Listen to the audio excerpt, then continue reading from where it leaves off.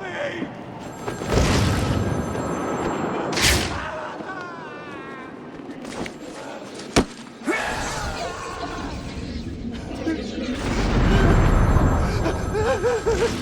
Hello everyone, Amanda here with part 2 of the Arkham City review. Wondrous as this game has been so far for me, it really does take a long time and is a long game.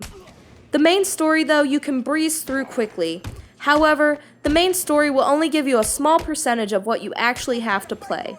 Once I completed the main story, it was time to set out and do the Riddler challenges and side quests I missed.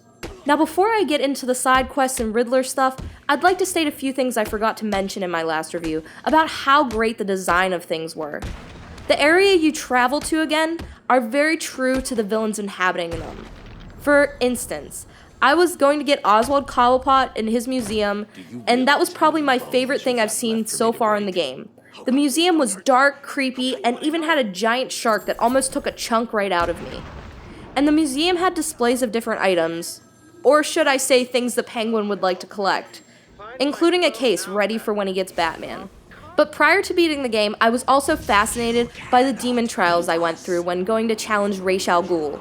The landscape was nothing like I've seen before, like seeing from the eye of a dreamer. And speaking of villains, I also enjoyed the selection of villains in this way more than Asylum, due to my fandom of the series, and I was also very excited to see Mr. Freeze get some redemption in this game for how truly genius he is. These villains all seem to have their own gangs, and it's pretty fancy seeing them all in their own get-ups for whoever they're working for. You cannot defeat us! We are Legion!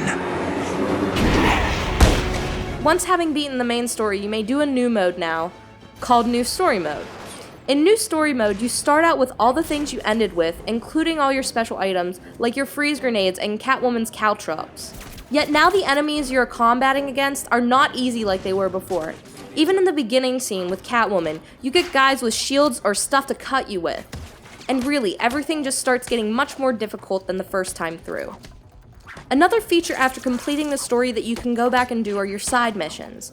My gameplay the first time through, I only focused on the main story and ignored the side quests, minus the Bane one, where he requests that you destroy Titan containers around the city. Just a slight warning for the next sentence I'm about to say, and only that sentence alone. It may be a spoiler for those of you who don't know that this character is in Arkham City.